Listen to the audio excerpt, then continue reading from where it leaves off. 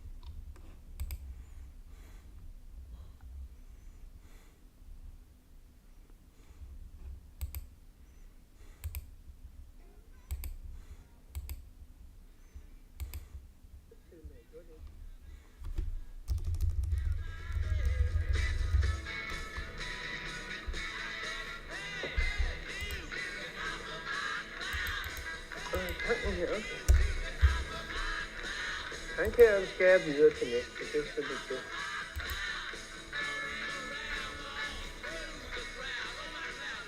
Næste 0.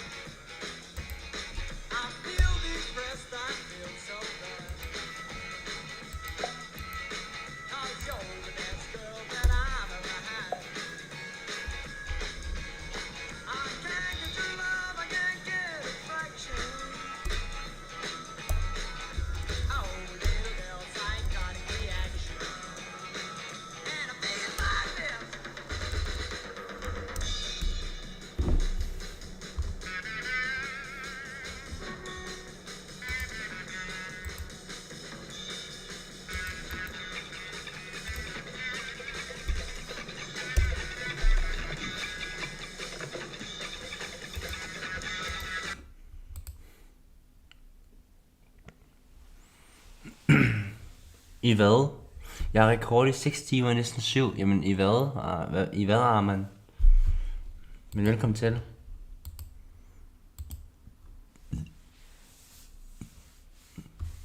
Velkommen til.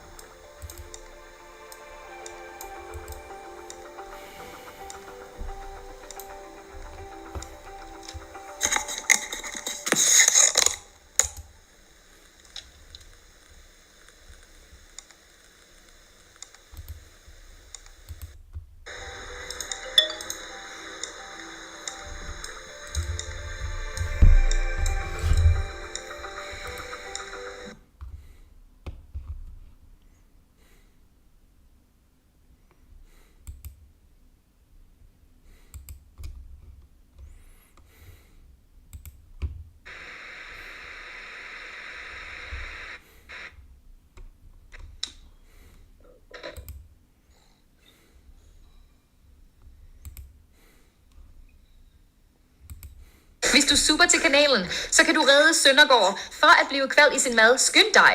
Næ, så gider jeg ikke at soppe. Det er jeg helt sikker på. Ja, det er også Carol Sommerfundet. Casey er Vendel. I Alsting med Vendel kommer der nok. Casey, han kan ikke lide mig. Jeg ved ikke, hvorfor Casey han har en personlig vendetta imod mig. Det er cringe, men han er plus 40 og kan ikke lide mig. Det ved jeg sgu ikke, hvorfor. Men det må han selv om. Hvis det er mig, så kan jeg ikke være venner med. What the fuck? Holy crash out, bro. Hvad sker der? Hvad er jeg gået glip af, dude? Fint. Vendelbo, lol. Er det den rigtige Vendelbo? Altså, er det det rigtige? Det er fint, okay. Ja, det er den rigtige. Nå, venner, nå. Ej, du var så sød. Rolig, med al respekt, kan folk også lige tage noget tøj på? Nej, men vennen skriver, der er så mange dejlige damer. Altså, bro, din kommentar, du skriver i chatten lige nu, det er det, der gør, at folk bliver ved med at gøre det her. Men kan vi ikke bare i det mindste tage noget ordentligt, at alt jeg kommer ind på, og så er det her, jamen altså, skat for helvede, altså.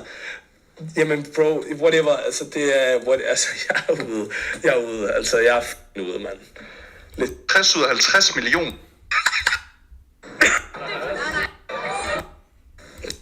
Hvilken bygning det der, det er? Ja, jeg glemte det. Så. Nej, ved du hvad? What's up? Jeg sidder. Hvad sker der? Nej. Jeg er klar, pelsen er klar. Der var ikke noget.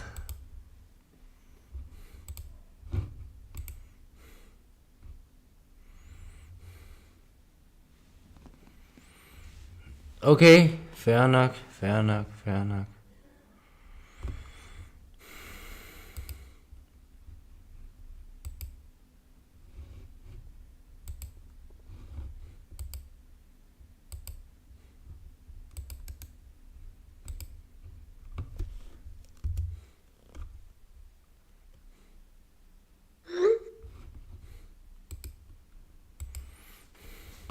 Skud legenderne, og velkommen til endnu en video, og I kan se, hvem jeg har med mig. Min partner Sofia Brown. I dag på dagens anledning skal jeg spise sushi for første gang. Jeg har aldrig nogensinde spist sushi, fordi jeg har haft en forestilling med det er råt fisk i ris og tang.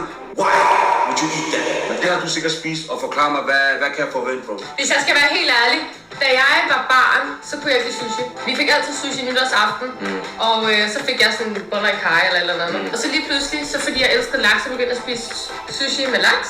Hvad med det der grønne noget, wasabi? Det er stærkt, det skal du prøve. Det skal jeg ikke have. Men Sofia har spist sushi før, så hun skal... Mange gange, du har set min boldbestillinger. Ja, hun poster hele tiden på story og spiller smart med det, som om det er ikke smart. Gå og spise kylling i stedet. Men hun er her i dag, fordi hun skal vise mig basically, hvad der er at tage det. Altså, hvis jeg skal spise sushi, og skal have en god oplevelse, når det er første gang, så skal jeg også vælge det rigtigt. Er der ikke sådan noget der? Hvis I ikke har noget, subscribe. Tilbage, når der ligger... Jeg er helt på udebane her, det er jo helt vildt jo. Alright, hvad... Det her det er wasabi, okay? Det grønne, vi har her, det er det der helt stærke. Ja. Så har vi chili mayo. Det kender du godt. Det ved jeg. Og så teriyaki sauce her. Men kan du ikke lige forklare mig, hvordan er det, man gør det her? Du gør sådan her. Du har de her 2 pinde. Ja. Men jeg ved det faktisk ikke engang. Jeg tror, det er sådan her. Okay, fortæl mig, hvad har vi her? Først, så har vi... Men hvordan gjorde du? Sådan, jeg plejer bare at tage den med hånden. Sådan en eksplosion af forskellige aromaer i min mund. Jeg vil prøve det med noget wasabi. Du bliver nødt til at prøve wasabi med mig, Sofia. Er du en pussy, eller hvad?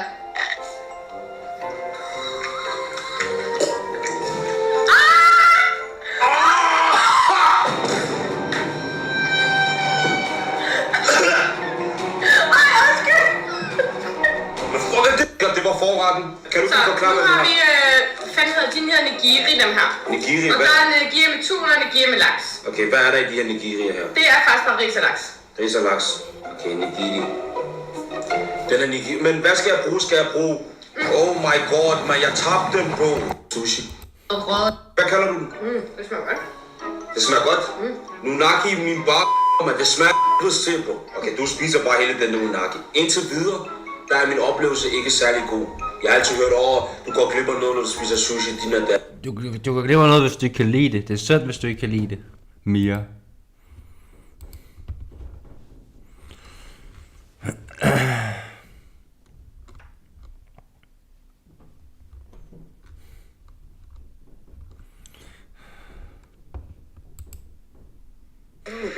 Altså gutter, vi er på vej til Netto. Det er ikke fordi, jeg skal være live så længe. Nej, ikke jakke på. Ja, jeg ved ikke, hvorfor han ikke har jakke på. Jeg ikke. Hej. Jeg vil bare lade være. Det var bare sådan her. Så for hans skyld, så går vi tættere. Så går vi på en anden Netto. Så går vi hen til, hvad det hedder, den dårlige Netto. Nej, den gode. Det er min Netto. Nej. Det er min. Jamen, vi vil ikke expose, hvorfor Netto det er. Ja, hvad kan det vi jo se? Korsgade. Hvad? Korsgade. Ja, fuck Korsgades Netto, mand. Nej, det er beskidt. Nej, den er god. Det er da stadig beskidt, Asmus. Jeg var der mange gange. Ja, selvfølgelig. Hvad laver vi? Vi skal lige ind og dele streamen. Jamen, vi vil ikke expose, hvorfor Netto det er.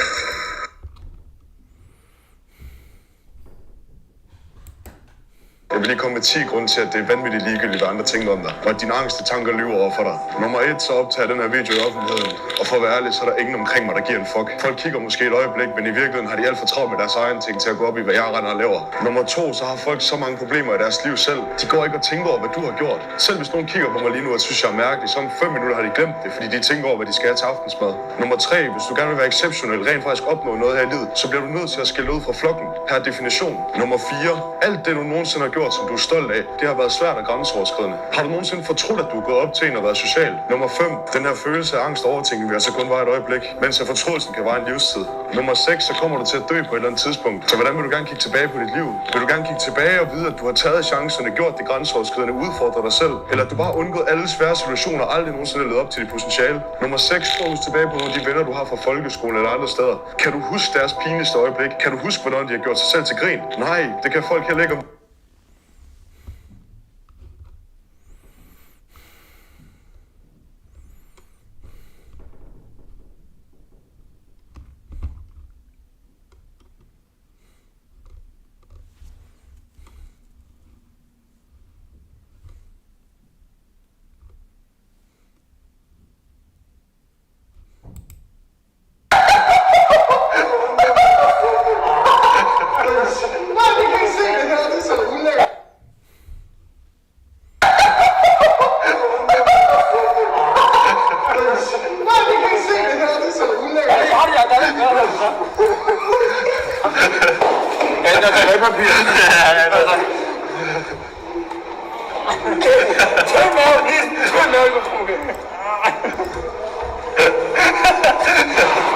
Det er konge-content.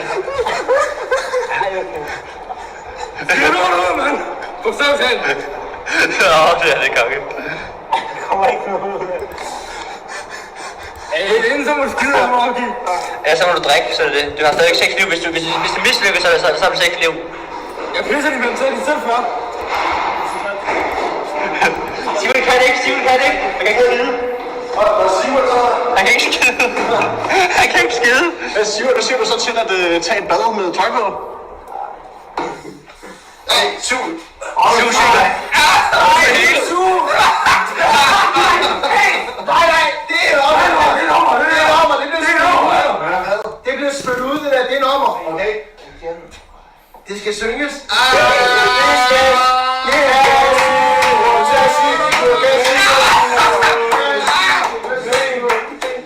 Det skal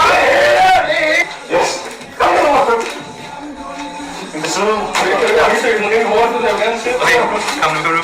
Jeg vil sige, I har 2 forsøg, det vil sige, I begge skal prøve.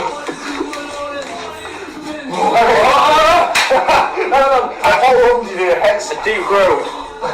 Okay, nej, det er ikke. Hvorfor det ikke der? Hvorfor ikke? Nej, det er helt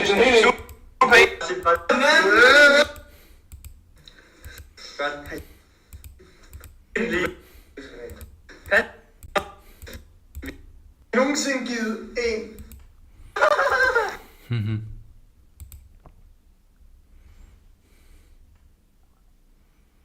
Ja, hvad så, Sofus?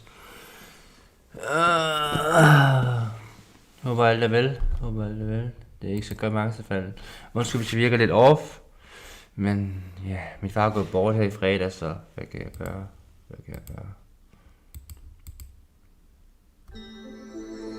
Vegeta is probably the go-to character alongside maybe Piccolo or Gohan when it comes to notably well-written Dragon Ball characters in terms of the community's opinion and outlook. This is usually in the sense that they are the easiest to understand for the average viewer.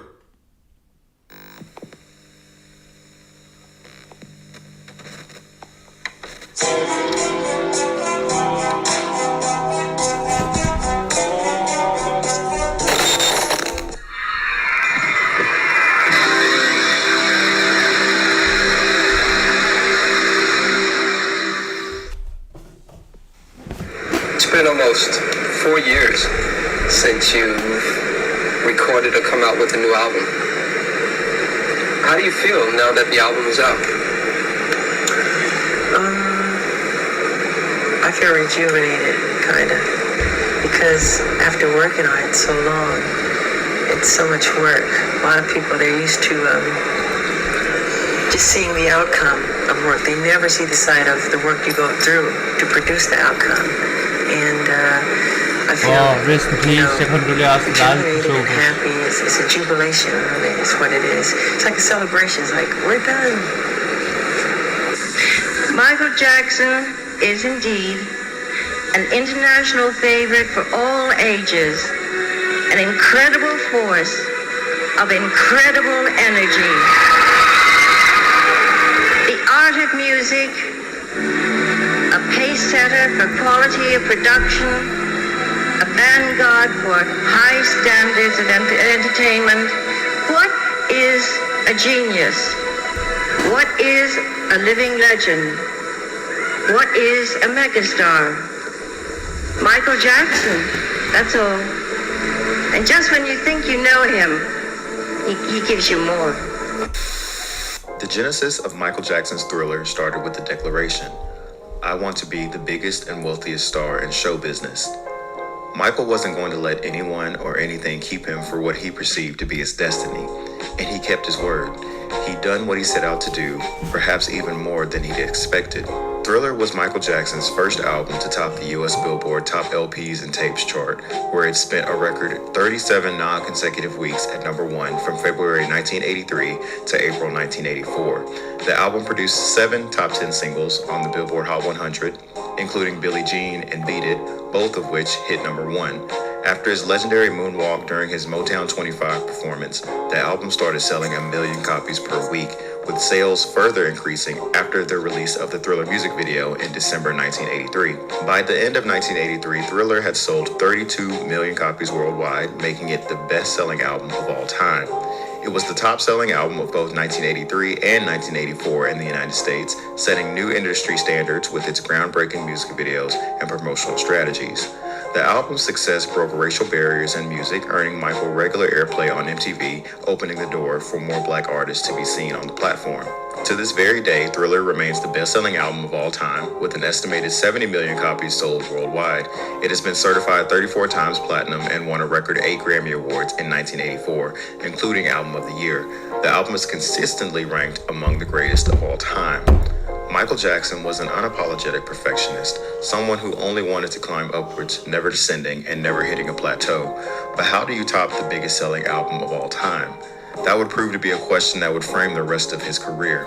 His success wouldn't slow down anytime soon, however, but everything he did from this point on would be unfairly compared to Thriller, both by critics and Michael himself. Regardless, he would fight tooth and nail with his next release. His mission was simple: to beat Thriller. Jackson's Victory on Epic Records and Casino. You're looking at a sneak preview of what is perhaps the most controversial rock concert tour in history, the Jackson's Victory Tour, opening tonight in Kansas City.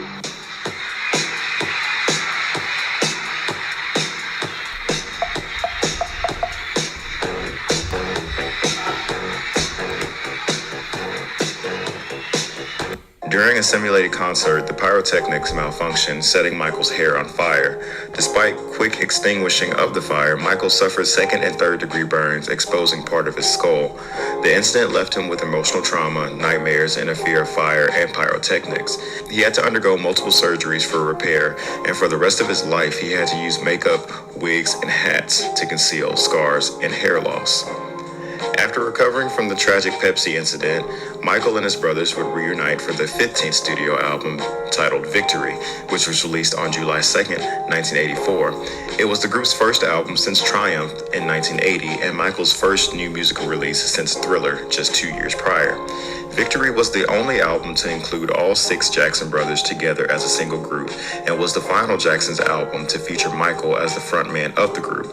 Despite the reunion, the brothers rarely worked together on the Victory album.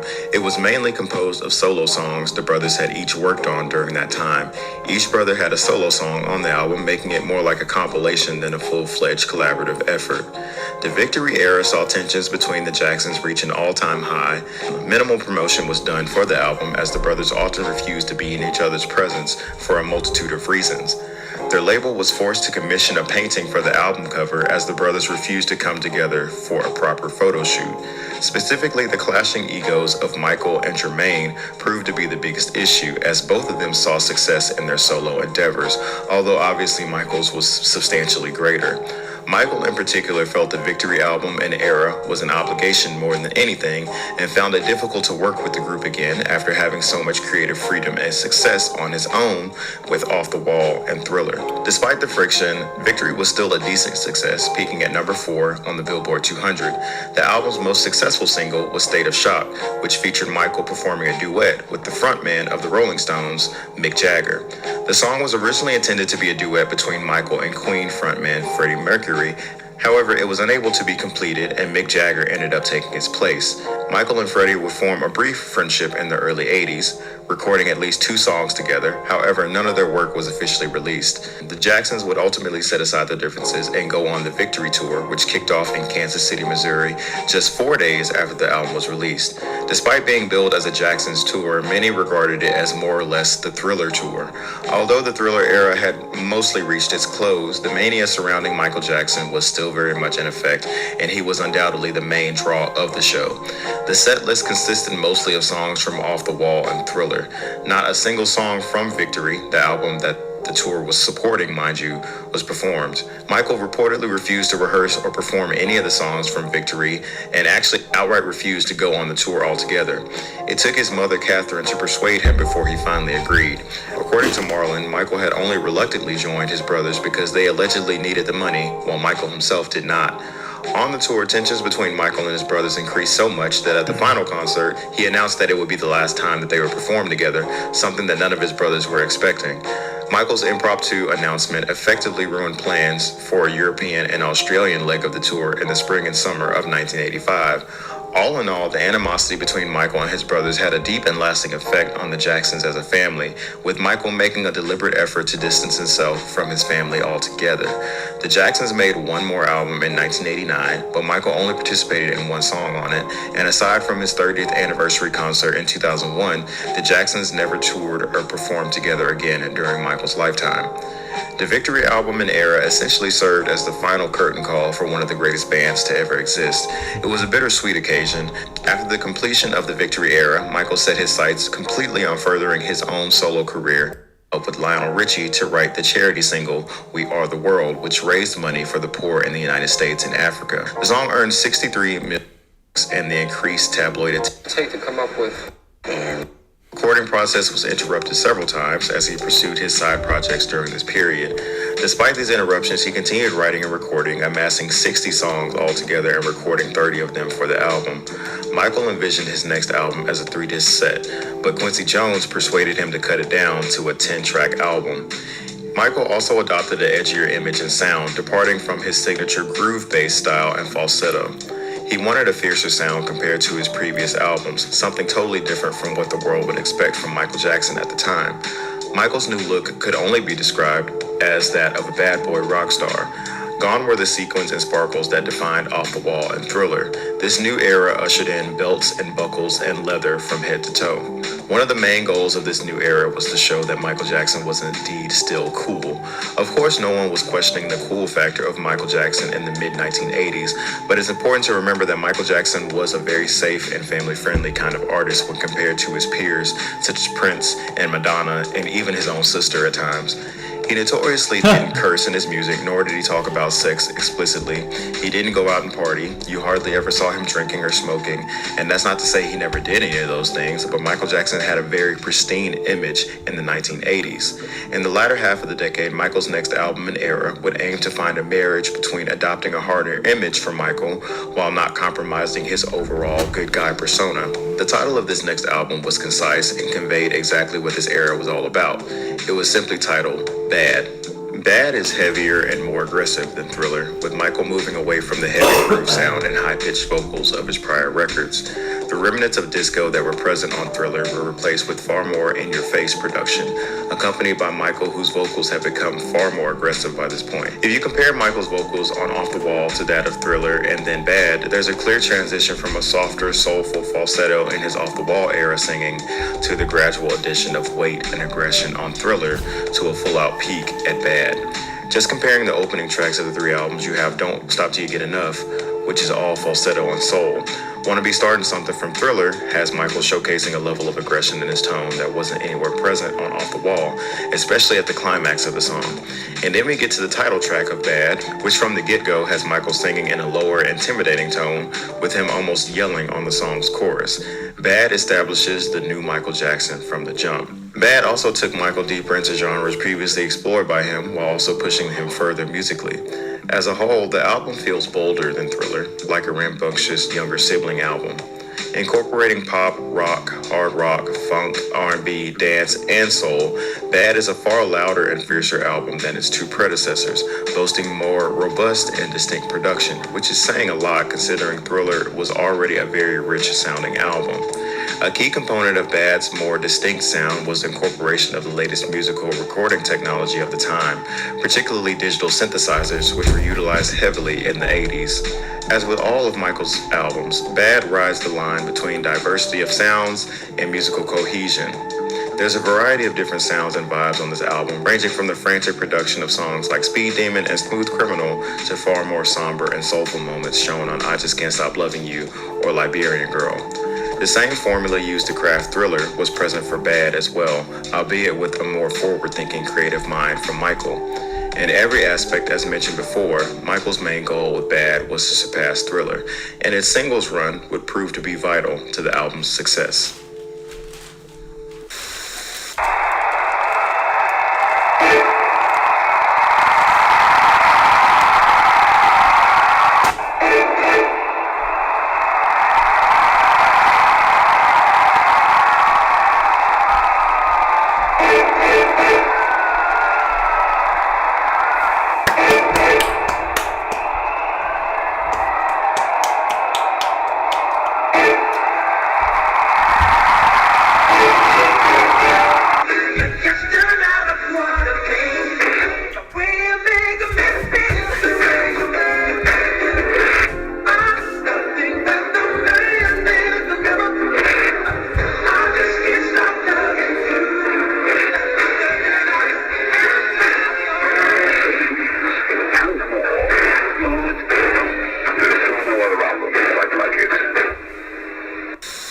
The first taste of Michael's new era would come on July 20th, 1987, with the release of the soulful ballad, I Just Can't Stop Loving You. One of Michael's more underrated singles, the song is a duet between Michael and singer-songwriter Saida Garrett. The song expresses the strong attachment and infatuation that often accompanies falling in love. During the song's creation, Michael actually had two other singers whom he wanted to duet with originally.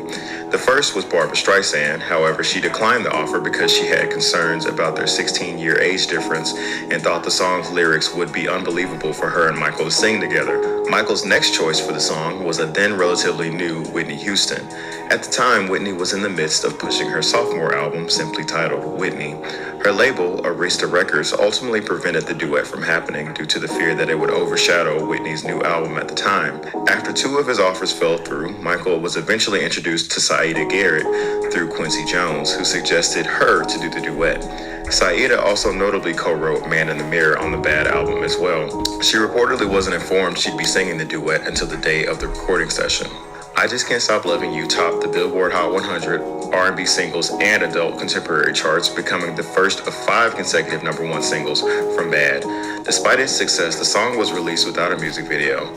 The original album version featured Michael delivering a spoken intro, recorded while he was laying in bed. I Just Can't Stop Loving You was a rather subdued introduction to the Bad era, and like The Girl Is Mine from Thriller, it would ultimately be dwarfed by the success of the singles that followed.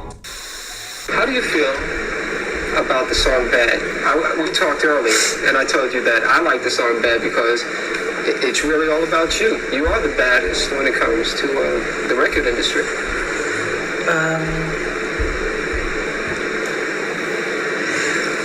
Well, it is quite different from anything I've ever recorded or I've ever written. It's a bold statement to say, but I mean it in all good will, so don't take it too seriously. It's a good modesty, of course. Yeah, I'm saying it's like a way of saying you're cool, you're all right, you're tough. I'm not saying I'm like criminally bad. Of course, that's how people would take it. It's a bold statement to make. The title track was released as a second single from Bad on September 7th, 1987. Written and composed by Michael and co-produced by Quincy Jones, the song was inspired by a real-life story Michael read about a young man who attempted to escape poverty by attending a private school, only to be tragically killed when he returned home. The 18-minute-long short film for the song is a reflection of that, also being heavily inspired by West Side Story as well. Directed by Martin Scorsese and co-starring a young Wesley Snipes, the video has since been praised as one of the greatest music videos of all time, with Michael's outfit becoming a significant influence on fashion. While the previous single was a soft launch for the Bad era in all regards, the title track firmly cemented Michael's new image and style. Bad quickly climbed the charts, reaching #1 on the Billboard Hot 100, becoming his 8th #1 hit. The song also reached #1 in Ireland, Norway, Spain, and the Netherlands, and secured top 10 spots in Canada, Australia, New Zealand, and several European countries. Interestingly, Michael originally planned Bad as a duet with Prince, approaching him for the second time in 2 years about a possible collaboration between the two juggernauts of pop music. Prince, in typical Prince fashion, declined, citing the first line of the song, "Your Butt Is Mine," as a deal breaker for him. Allegedly, the role in the music video played by Wesley Snipes would have been the part that Prince played. Yes, you heard it right. Michael Jackson, Whitney Houston, and Prince could have all been on the same album, and Michael tried to make it happen, but record label politics and Prince just being Prince stopped that from happening. Prince later offered his own song, "Wouldn't You Love to Love Me," to Michael, but Michael ultimately rejected it. Overall, Bad the Song was a bold and uncharacteristically brash statement from the shy and soft-spoken Peter Pan of pop music, but this new bold side of Michael Jackson was only getting started. The Way You Make Me Feel was released as the third single from Bad on November 9th, 1987. It became the album's third consecutive single to reach #1 on the Billboard Hot 100. The song and its music video were crafted to present another side of Michael's persona, complementing the lover boy image from I Just Can't Stop Loving You and the streetwise character from Bad. This time he was portrayed as a flirtatious and confident man, adding depth to his public image. The music video for The Way You Make Me Feel received a nomination for Best Choreography at the 1988 MTV Video Music Awards, alongside the Bad video as well. However, both videos lost to his sister Janet's video for The Pleasure Principle. The Way You Make Me Feel also became iconic for its associated outfit, a blue shirt and white belt combo, much like the sequin jacket for Billie Jean or the red jackets for Beat It and Thriller. Michael wore this outfit in nearly every live performance of The Way You Make Me Feel, cementing it as a signature look in his repertoire. The gospel-influenced anthem, Man in the Mirror, was released as the fourth single from Bad in January of 1988. The song was one of only 2 songs from the album that Michael didn't write himself. After the first 3 singles showcased Michael's lover boy, bad boy, and ladies man personas respectively, Man in the Mirror shows a far gentler and reflective side of Michael. One of Michael's most critically acclaimed songs, Man in the Mirror, was the 4th consecutive #1 hit from Bad and was nominated for Record of the Year at the 31st Grammy Awards in 1989.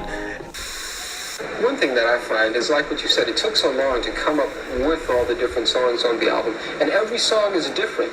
You have calypso influences, you have reggae influences, you have the new cool sound with one, you have heavy metal with Dirty Diane. I love Dirty Diane. That's one of my favorites. Why? Because it's a life story of a groupie. I hate to say the word groupie, but that's what it is. Mm-hmm. And it's something that I've experienced. A lot of people who grow up on the road, like me. I mean, I don't remember not performing. Mm-hmm. And do you feel as though you missed out on something by not remembering, not performing?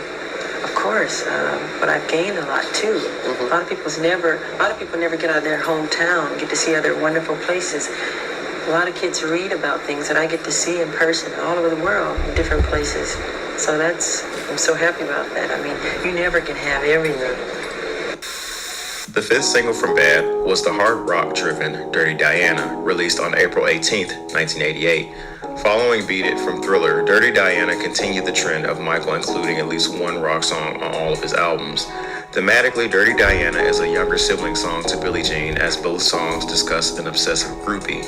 Although if the song's lyrics are anything to go by, Diana was far more chaotic than Billie Jean ever was.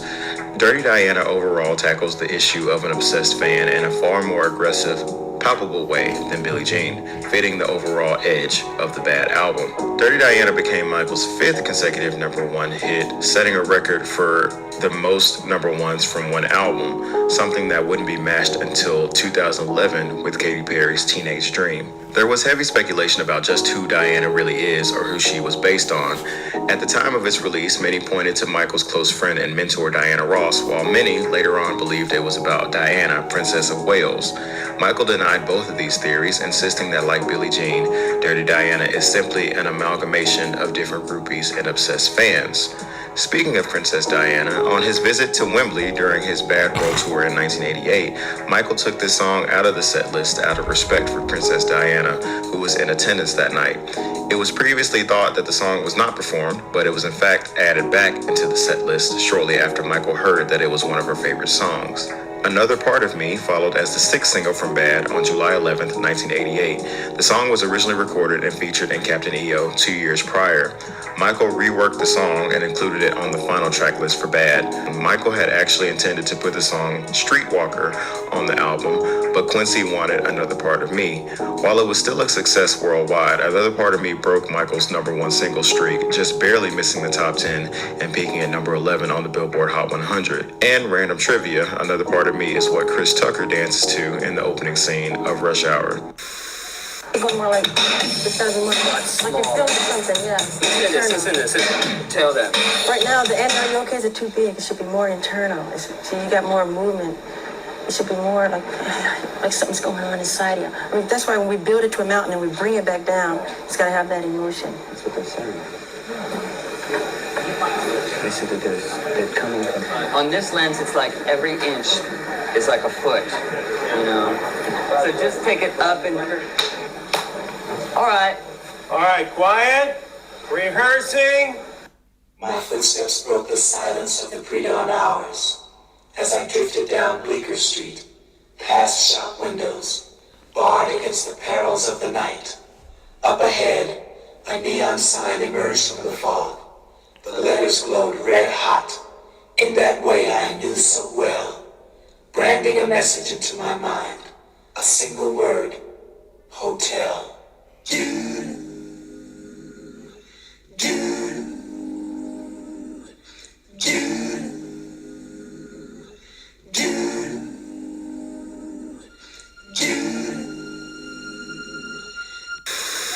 Smooth Criminal, one of Michael's most iconic tracks, was released on November 14, 1988 as the seventh single from Bad.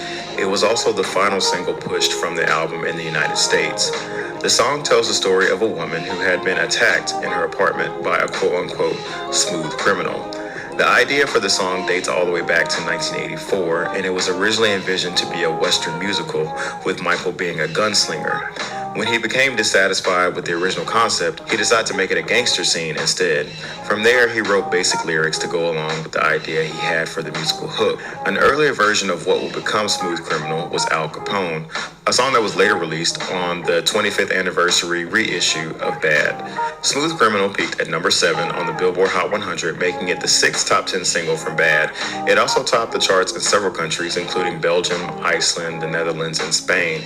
Smooth Criminal has been hailed as one of Michael's best songs. Its blend of R&B groove and rock edge gives it a truly unique sound that only Michael Jackson could pull off.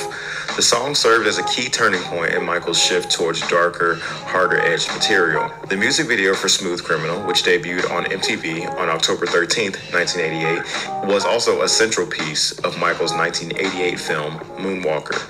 Set in the 1930s, the video pays homage to Fred Astaire, with Michael donning a white suit and fedora, which became synonymous with the song. The video is also famous for the anti-gravity lean, where Michael and his dancers tilt forward at a seemingly impossible 45-degree angle. This illusion was initially achieved with cables and harnesses in the video, but Michael and his team later patented special shoes that allowed him to perform the lean live on stage.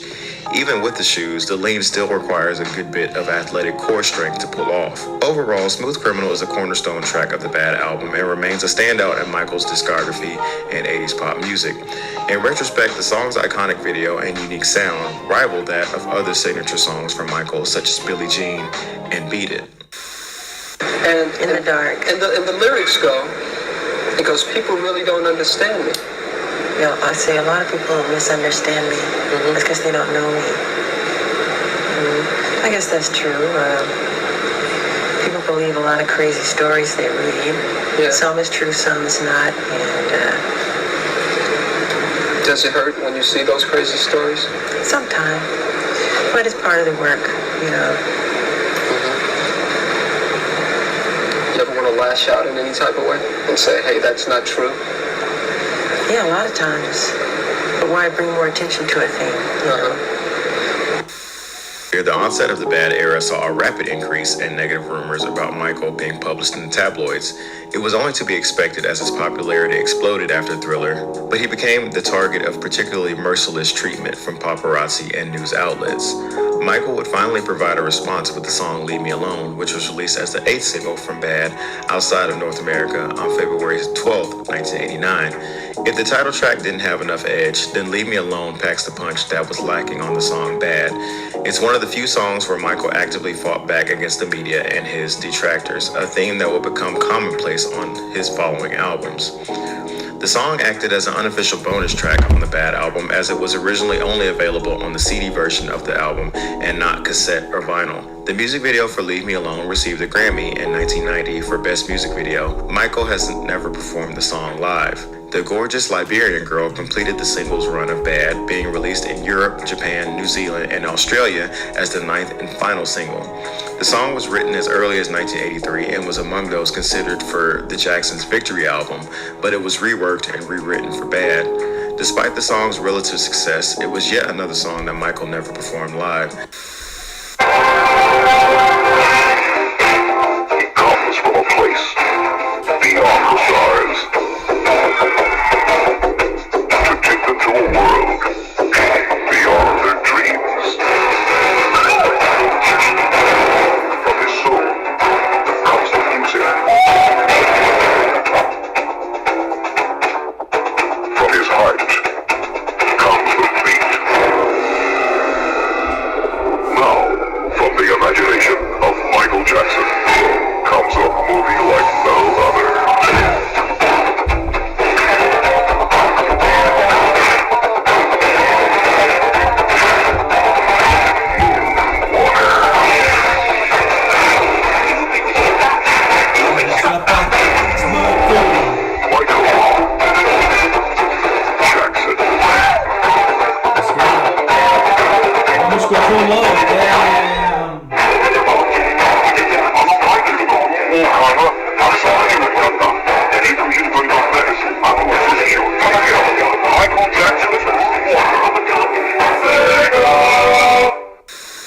Released as a sort of visual companion to Bad, 1988's Moonwalker is best described as an experimental anthology musical film.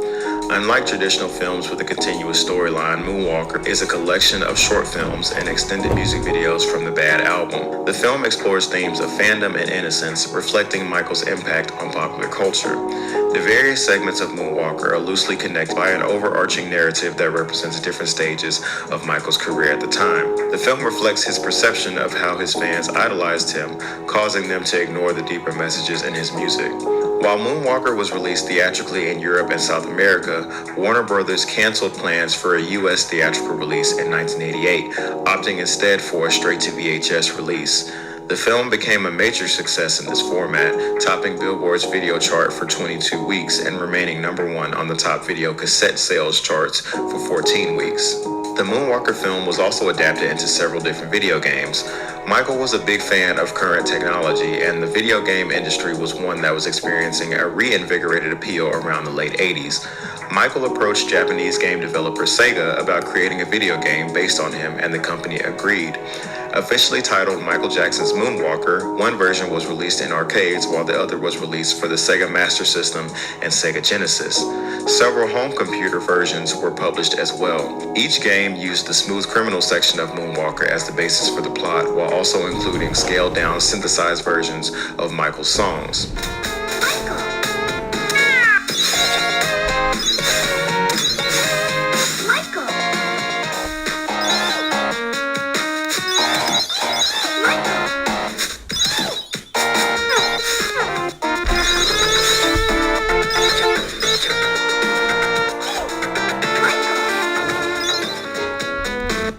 Okay, fam.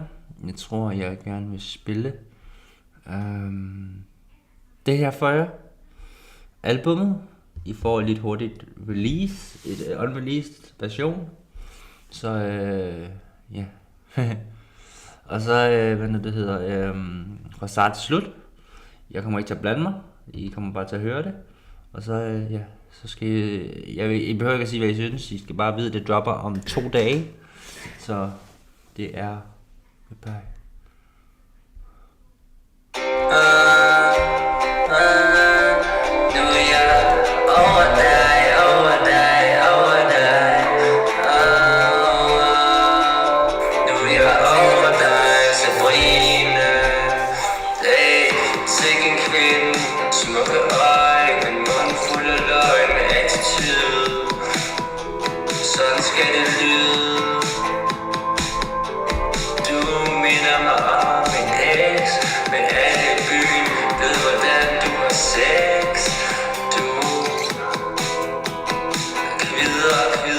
Jeg skal videre, så fuck dine løgner, fuck dine smukke øjne, for jeg er over dig,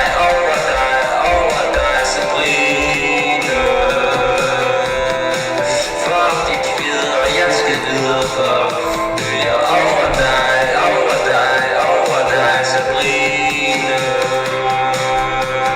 Nu er jeg over dig, Sabrina.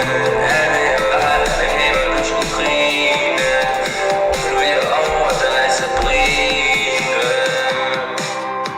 Nu skal jeg videre, fuck de kvider. Alt jeg vil bare lære dig at kende, men du ved ikke, jeg er en YouTube-stjerne alligevel. For du er smuk som en model, men jeg er YouTube-stjerne alligevel. Jeg vil give dig en karriere og tage dit liv og gøre det ikke så svært, men jeg er over dig. Nu er jeg over dig, Sabrina. Nu er jeg over dig, Sabrina. Fuck de kvider, jeg skal videre. Fuck de smukke øjne, fuck de smide løgn. Du minder mig om min ex, på den måde vi har set. Nu er jeg over dig, Sabrina. Nu er jeg over dig, Sabrina. Ja, det er min sang. Det kommer på mit album, der kommer her om 2 dage.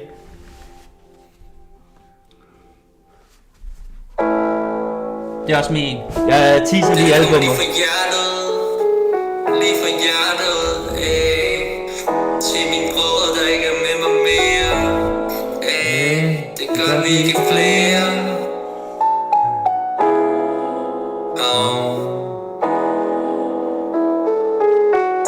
Venlig, skal vi fylde lige, skal vi ryge lige, tænde lige. Jo tak, bro. Jeg hader bare at være ædru. Det her det er den næste. Fuck at være ædru, Jeg nyder den vindru. mine brødre bag min ryg, men den føler mig tryg. Mine brødre bag min ryg, de har mig. Og fuck min ex, jeg glemmer aldrig dig. Jeg ønsker at gå min vej, for jeg hader bare at være ædru. Jeg hader bare at være ædru. Hey venlig, skal vi rulle lige, skal vi fyre lige. Jeg skal vi tænde lige, skal vi ryge lige. Jeg hader bare at være ædru. Hader bare at være ædru. Jeg hader bare at være hvor det leder min bror. Husk at ringe til mor. Jeg hader bare at være ædru. Jeg ønsker dig alt godt held. Jeg sagde til djævlen farvel. Okay, prøv ind. Vent lige, skal vi rulle lige, skal vi rulle lige. Oh yeah. Ude min eks-pige, så rolig. Drenge bag mig, vi er på turné med penge med vores stemme. Lærte hurtigt, at de damer er ikke noget værd. Tag dig af din kager. Åh, jeg prøv ind. Vent lige, skal vi rulle lige, skal vi rulle lige. Oh yeah. Vent lige, skal vi rulle lige, skal vi rulle lige. Oh yeah. Jeg har folk efter mig, men nu er de gået deres vej. Jeg savner dig, jeg savner hende, men hun var ikke min kvinde. Jeg har drukket alt, så jeg var ung. Det var ikke tro, jeg er dum, for jeg er ikke en råber, men tror ikke, at jeg er sober. Hey venlig, skal vi rulle ind? Skal vi rulle ind? For jeg har været sober. Hey venlig, skal vi rulle ind? Skal vi ryge ind? Hey venlig, skal vi rulle ind? Skal vi fyre ind? Hey, skal vi rulle ind? Skal vi fyre ind? For det havde bare været sober. Det havde bare været sober. Fuck at være sober. Fuck at være sober. Havde bare været sober. Jeg havde været sober. Skal vi rulle ind? Skal vi fyre ind? For fuck at være sober.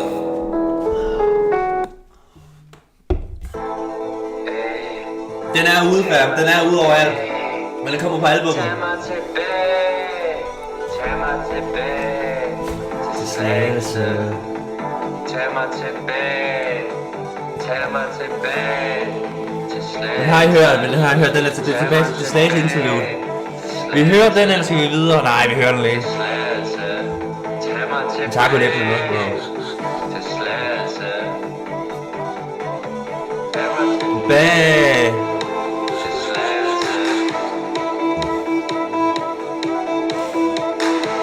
Albummet dropper om 2 dage. 11. november, fam. Jeg skal fra min far.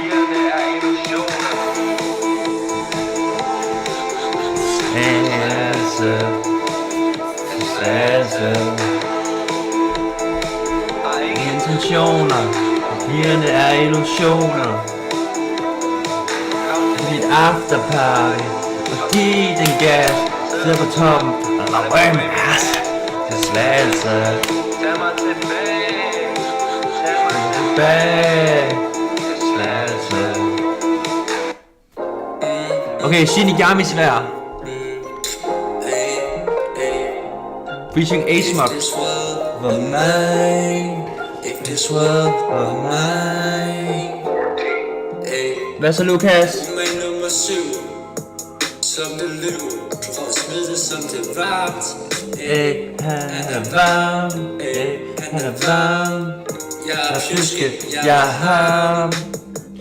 Iskold. Hvis Den her verden var min. Jeg tager dine dreams.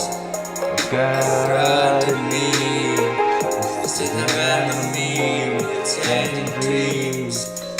Få dine problemer til at forsvinde. Gør dig min kvinde. Hvis den her verden var min. Hvis folk har et Problem. Så er jeg på min Johnny Gade-ting. på min Johnny Gade-ting. Jeg henter min herre på mit Shinigami svær. Hey. Fældsød, snehvid. Jeg er A-Smock, jeg er varm. Han er pjuske, Det er ham. Han er iskold, for vi er 12. hvis den verden er min. Vil jeg kende dine dreams. Og få mine problemer til at forsvinde. Hvis den verden er min. Vil jeg kende dine dreams. Og få mine problemer til at forsvinde. Og Hvis den her verden var min, vil jeg tage din dream og få dine problemer til at forsvinde. Hvis den her verden var min, vil jeg tage dine dreams og få dine problemer til at forsvinde. Vi går fra syd til syd, snevide. Vi skyder alle haters. See you later. Hey. Vi skal Dance og lave bands. Isma, Han er varm. jeg er Pjuske, jeg er harm. Jeg er iskold. Hvidt hold. Hey, hvidt hold. Jeg er iskold. Og hvis den her verden var min, vil jeg tage dine dreams og få dine problemer til at forsvinde. Hvis den her verden var min, vil jeg tage dine dreams og få dine problemer til at forsvinde. Moment nummer 7. Smid det som det varm. Smid det som det varm. Jeg er pjuske, jeg er harm. Vi går fra side til side. Snehvid. Vi går fra side til side, snehvid, hey. Moment nummer 7. Ikke lyv, smid det som det varm. Jeg er pjuske, jeg er harm. Han er varm. Jeg er pjuske, Jeg er kold. Hvidt hold. Næste gang er det Diana, det coverfan. Den er engelsk. Fuldkommen engelsk.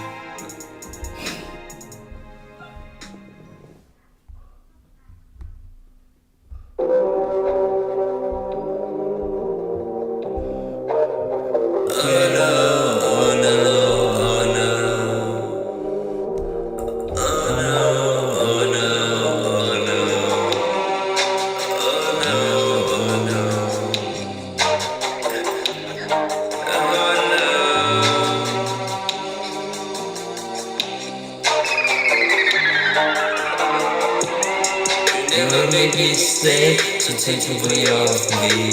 I know your every move, so won't you just let me be? I've been in times before, but I was too blind to see. And you should do scary me, but this time I want you to be. Det var ikke nemt at lave, fam. Det var ikke nemt at lave.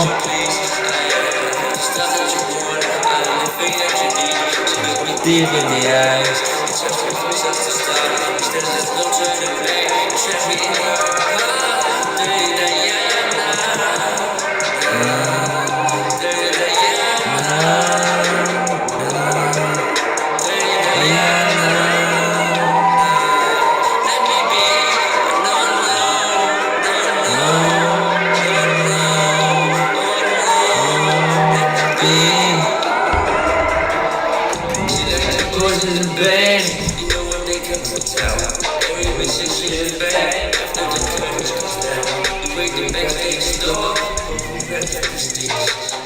Promise fortune and fame, and life is so free. Saying that's okay, but baby do what you please. I'm the night of a thing, I'm free to control. I don't care what you say, I wanna go too far. I'll be everything if you make me a star. If you make me a star.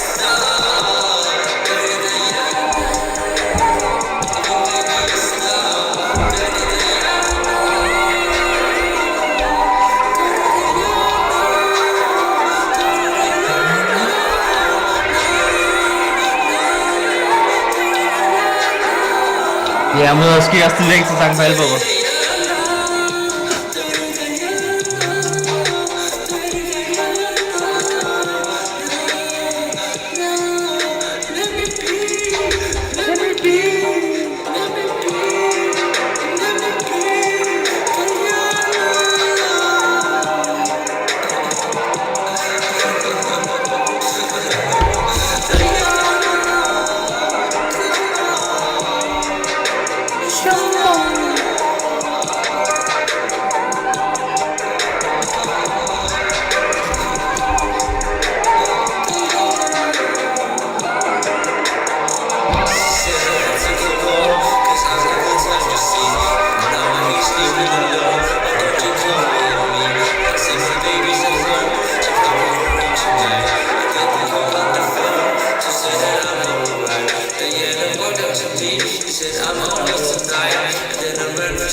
Saying, baby, I'm right. Cause I bought on the door, cause I forgot on the heat. Said it's not coming back, because you're sleeping with me. Dirty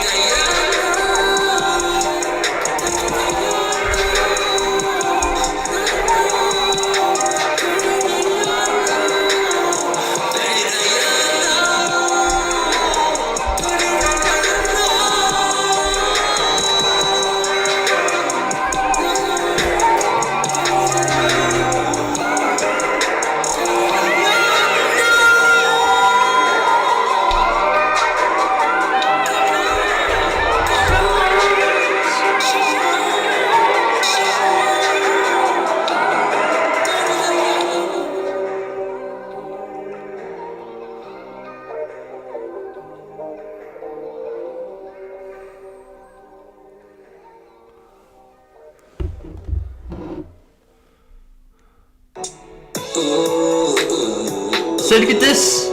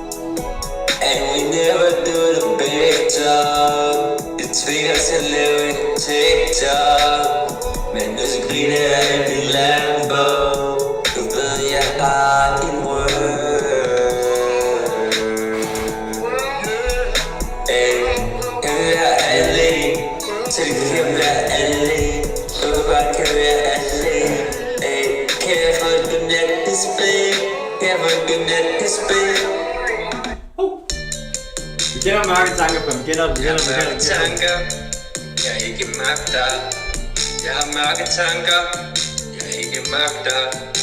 Hey, det er sommertid, ja det er sommertid.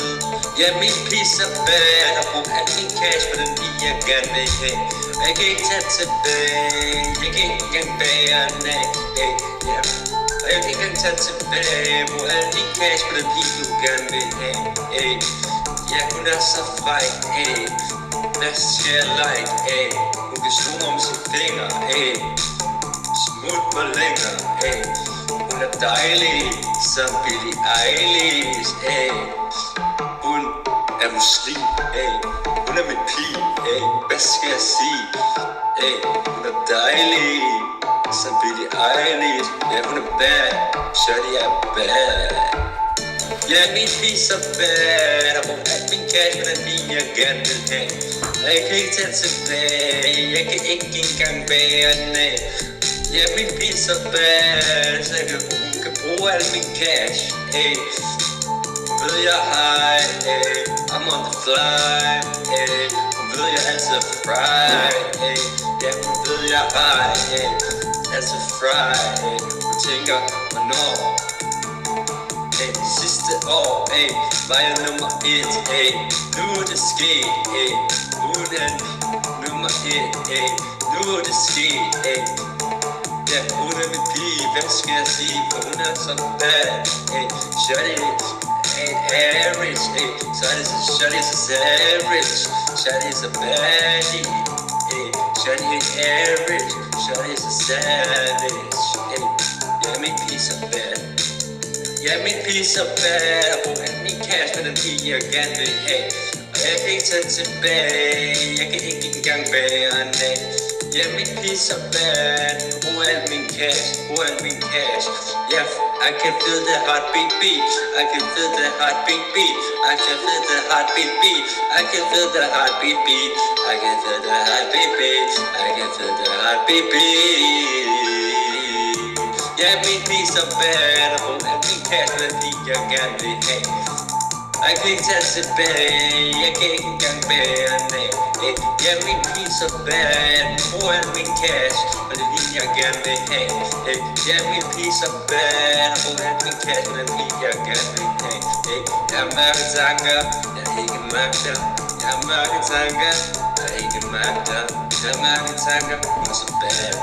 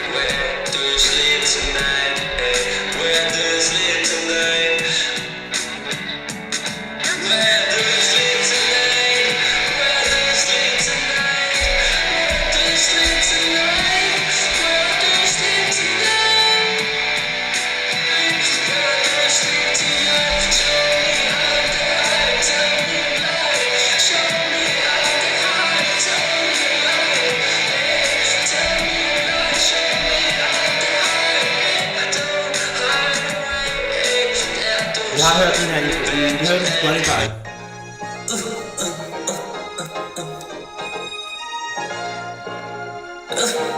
Jeg vil ikke sige hvor meget, nu har jeg